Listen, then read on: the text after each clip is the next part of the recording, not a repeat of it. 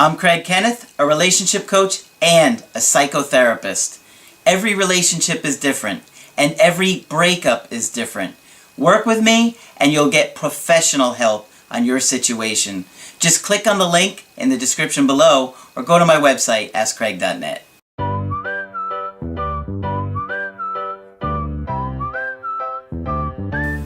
Hi there, I'm Coach Craig Kenneth.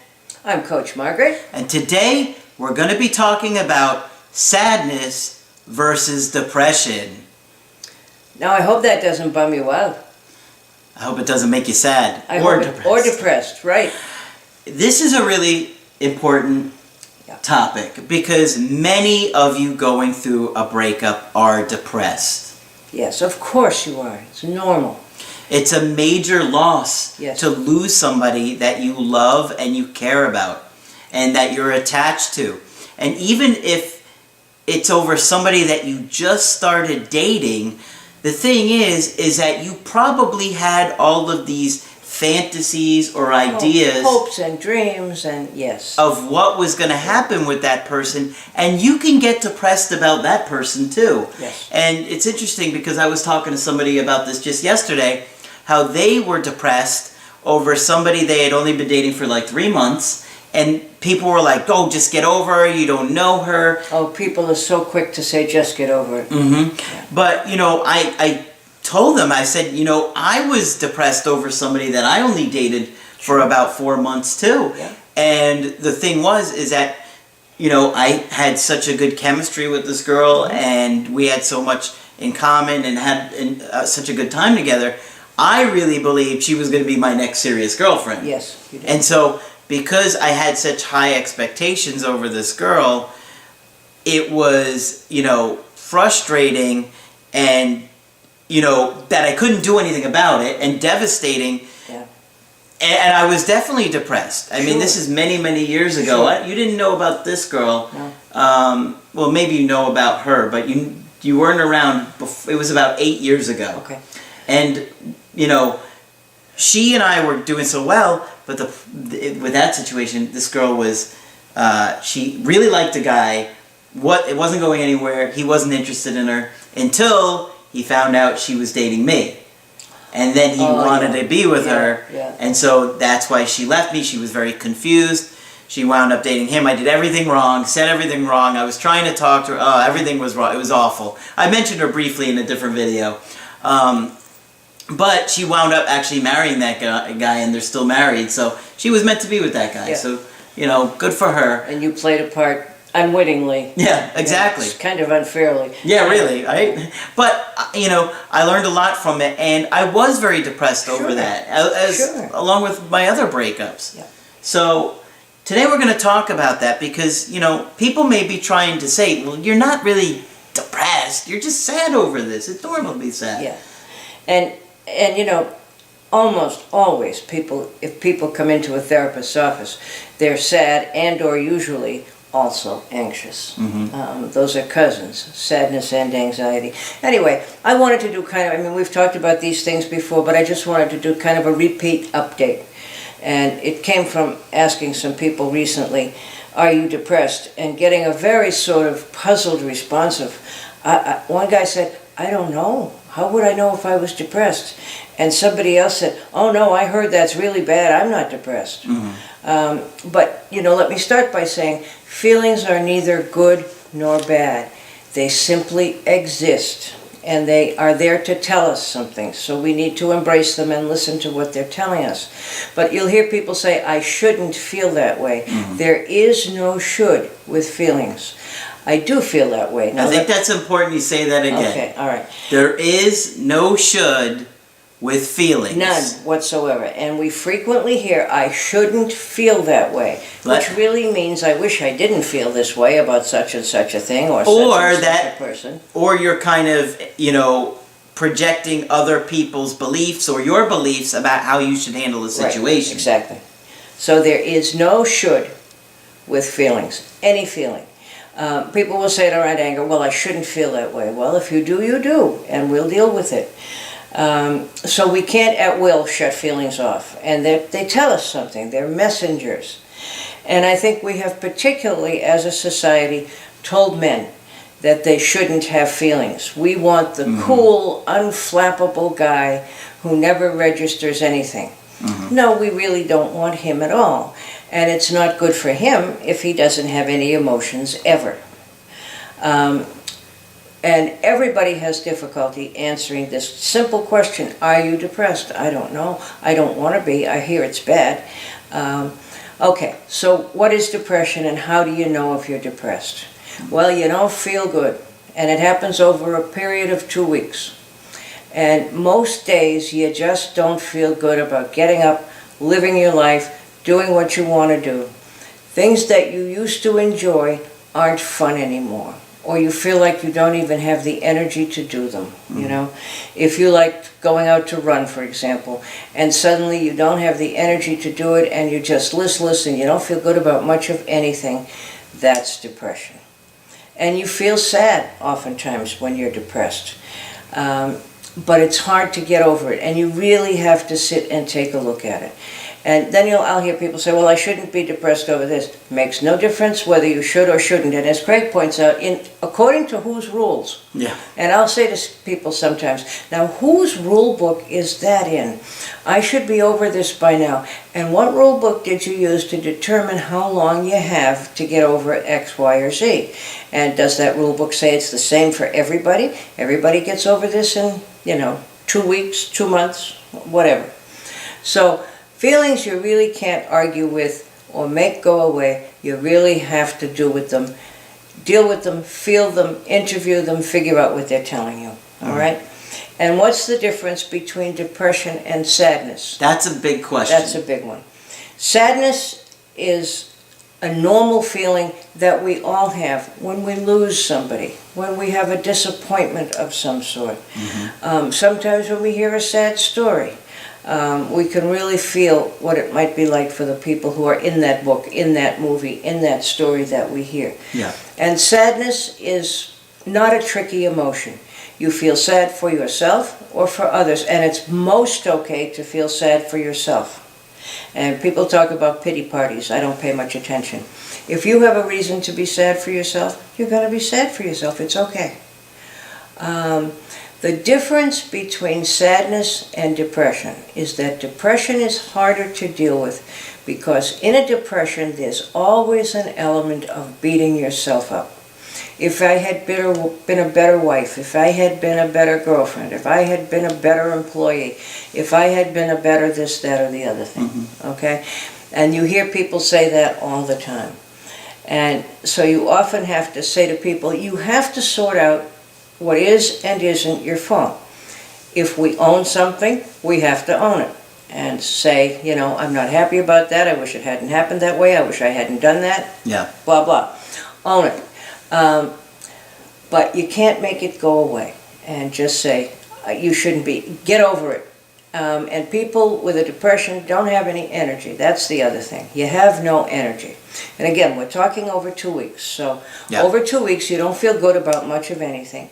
You don't have any energy to do anything, even if it was something you used to enjoy. Or excited to do. Or excited to do, yeah. It's just sort of like the whole world is blah. Yeah. Yeah. And nothing's any fun and nothing gets you excited. And that's a good point, Craig, because sometimes people will do crazy things when they feel like that just to see if they can still get excited. And those are things that usually get people into all kinds of trouble. Yeah. So if you're depressed, you got to think about it. Is the thing you're depressed about your fault? Is it not your fault? Do you have personal shortcomings that made this happen? Maybe yes, maybe no. If you did, those things can always be fixed. If you're saying, this person broke up with me because I wasn't good enough, I wasn't pretty enough, I wasn't charming enough, I wasn't fun enough. I mean, the list can go on and on. So figure out what is your fault and what isn't your fault, and you can always work on what isn't your fault. But don't be too willing to take on the blame for things that are not yours. Yeah. Okay? And that's really, in my book, the difference between sadness and depression. If somebody passes away and you feel terribly sad about it, that's absolutely okay. Yeah. Of course. And you will recover. But if you're depressed about it and somehow think it's your fault, or if you had taken better care of this person, or if this, that, or the other thing had happened, then you're into the realm of depression, and that's trickier. Yeah. Okay? And I think one of the things that you wanted to say is how much guilt is really a factor. Oh, yes. I mean, you'd be amazed how willing human beings are to feel guilty. Children think everything bad that happens in the family is their fault. Divorce. Yes, yeah. Divorce especially. Any other problem that happens. And we have to remember to say to children, none of this is your fault. Yeah. Because they'll immediately take it on. Yes. All right. And sometimes adults will do this too. If you are used to being told that things are your fault, if you were never reassured as a child that they weren't, then we come into adulthood willing to take on, I remember saying to somebody, you think you're responsible if there's a crack in the universe somewhere, you think it's your obligation to fix it. Mm-hmm. And beware the word should, because with it, there's always some guilt. Absolutely. Okay. Yeah. I should have been better, I should have done this, I should have done that. And I can assure just about every single person that's going through a breakup is blaming themselves. Is blaming themselves, right? This is all my fault. And there's something wrong with me. And there's the element of beating themselves up. Yeah.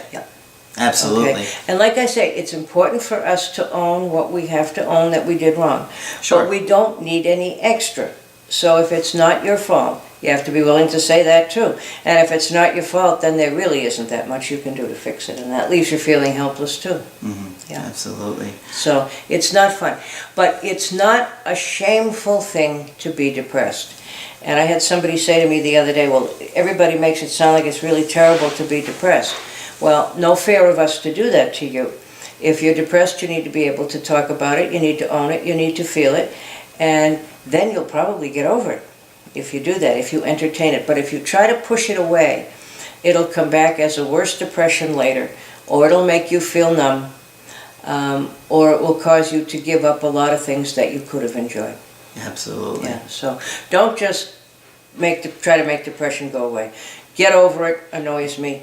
Can't you just get over it? Or the other one that really makes me crazy is, well, if you just got up and went out and did something, you'd feel better. Well, that may be true, but if I'm really depressed, I don't have the energy to do that. Yeah. Okay? So I should make an effort, yeah. I might make an effort, and that's okay. But don't try and guilt trip me because I can't just get up, get out, and get over it. No fair. Make the person more depressed, by the way. And sometimes they're doing it from they think they're coming from being helpful, a good place, and they're trying to help because they don't know what to say or do. Right. And how could they? Yeah. How could they know what to tell you how to handle a situation? Because they're not in it. Right. And so they're going to maybe try and give the best advice that they can. Which is, don't feel that way. Or you shouldn't feel that way. I didn't think of that. Yeah, I didn't think of that. All I had to do was just stop thinking about the whole situation. Yeah. Oh, think happy thoughts. That'll make you feel much better. Yeah. It's for about 3 seconds. It's kind of like Peter Pan and pixie dust, isn't it? But that raises another question. What do you say to a depressed person? What do you say? Sorry you're feeling bad. I'm so sorry you're feeling like that. I'm sorry you're feeling bad. Yeah. Is there anything I could do? Can you think of anything that would make you feel better? Ice cream being the proverbial cure for everything. Mm-hmm. Possibly pizza. Is there anything I can do to make it better? And, take your time. And when you feel better, I'll be really happy to get together again. Yeah. But that implies that they're going to feel better, which 9 times out of 10 they are. Clinical depression results, because you hear that term, when you really do need help, when you can't get out of it yourself, and your normal sources such as family and friends isn't going to be sufficient to do it, then you need to seek some help. And there's no need to be depressed in this day and age. There are wonderful antidepressants out there that don't have the side effects of some of the old things that we used to hear about. So I hear people saying, I don't want to take any of those medications, and they name the ones that are 30 years old. But there are other ones out there and other options, so don't stay depressed for any length of time. All right? Yeah, absolutely. But sure, try your own resources first, absolutely. And then if you can't, yeah. Yeah, it's, there's a big difference between being sad over something and being depressed over it. And being depressed. And you're likely going to encounter some people in your life that are trying to tell you you're not depressed. Right. You're just sad. It's not a big deal. Right. And it may be coming from a place that they're trying to help, but you're sitting there getting more and more frustrated because nothing's changing. You're not feeling any better as time goes on. And they're telling you without meaning to that there's something wrong with you. Yeah. You know that already, all too well. Yeah. Do you have any thoughts on what causes depression? On what causes depression? Oh, sure. Like the biological function of it, maybe. Yeah. Well, there's lots of talk about serotonin uptake and all of that, but it's been relatively simple to medicate, much more than many other conditions. There's a huge variety of things that will help the chemicals in your brain cheer up quite quickly. Sure. Yeah. But what I'm wondering is, what might be a function of depression? Like anxiety has a function, right? Yes. Anxiety warns us of danger. Okay. I think depression does have a function, and here's how I came to this conclusion. Most therapists get terribly upset because depressed people will stop doing what they normally do and they will isolate. And I agree that's not a good idea. But I also think oftentimes a depression is a warning from Mother Nature that you need a break and you need a rest. And I'm convinced of that. And I will talk with people about that. And I've had people say, well, I don't want to tell you that I'm not doing anything because I know therapists get upset when you say that. Well, no, let's talk about it. And you get people who've come off a death or 2 deaths in the last 3 years or so, terrible struggles with employment or children or whatever. So oftentimes there is a reason, and what the depression is saying to you is you can't keep going at this pace, you can't deal with all this stuff emotionally all at once, and you need a break. So that's my interpretation of what the depression is usually telling you. Yeah. And I'm sure the depression says back, you don't have any energy, stupid, how come you don't get it? You know? Yeah. I've taken your energy to let you know that you've overdone it. Yeah. But it's interesting because, you know, anxiety has this biological function of keeping people close. And I'm wondering if somehow that the depression could be linked to anxiety. But, oh yes. Let me go back to what you just said, though. Anxiety keeps people close because when you get anxious about the relationship, you're liable to pursue the person. That's right.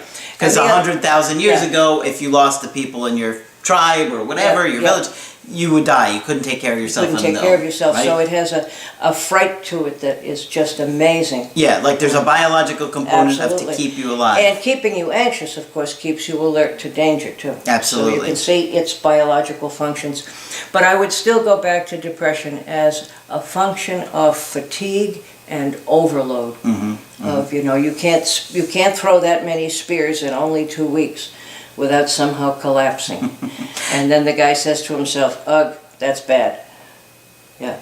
Now, often people are anxious and depressed, and it goes hands in hand. Yeah. Can you talk a little bit about that? Well, it sounds kind of contradictory, but anxiety and depression often occur together. And I remember being puzzled when I would refer somebody for psychiatry for either anxiety or depression. And the psychiatrist who knew more about the chemicals than I did would medicate them for one or the other. And where anxiety and depression meet is in irritability. Okay? If I'm sitting here doing things and the dog gets out of the cage and she comes over and she interrupts, am I going to say to you, get back in that cage, you no good dog, I never liked you anyway? And it's going to get me all upset, or am I going to say, I'm going to put you back in the cage and, you know, take you out and all that sort of thing. So if you're irritable, then you're in a position where you're going to react very quickly to an ant walking across the floor, or some very tiny little thing going wrong. And that's where you have an element of being depressed, and I don't have the energy to deal with this, and being anxious of, I can't deal with any more anxiety. All right? Yeah. So, we don't do well, I don't think, at pacing ourselves. in this society. I think we tend to try to do more than is comfortable for us. And, life can do it to us if in a short period of time you have deaths or problems and all that sort of thing, you can often get to the point where you can't do it anymore. And if you can't say to yourself, I can't do it anymore and I need a break, a depression will come along to help you. Wow. So if we could give ourselves a little more permission to be tired and understand we need a break, it would probably prevent some depression. Yeah. Wow. And, whatever overwhelming emotions you grew up with, most of us do not fully deal with those, and they will come up again in later life. And that gives us a second chance to take a look at how this emotion affected us in our families growing up and how it's affecting us now.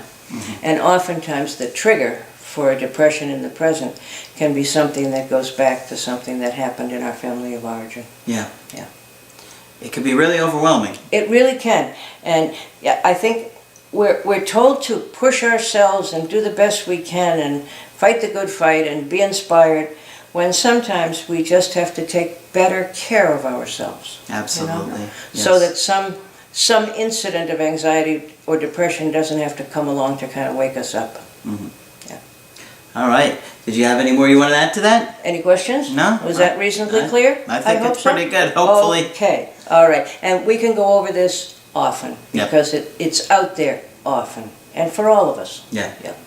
All right. So, if you want to get my help personally, just go to my website, askcraig.net. Sign up for the coaching option that works best for you. I do email coaching, Skype coaching, and if you got to get with me right away, I do offer emergency Skype coaching. You can now get Skype coaching with Margaret. Just click on Margaret at the top of the page, and then you can set up a schedule to talk with her. I'd love to talk with you. But that's it for this video. I'm Coach Craig Kenneth.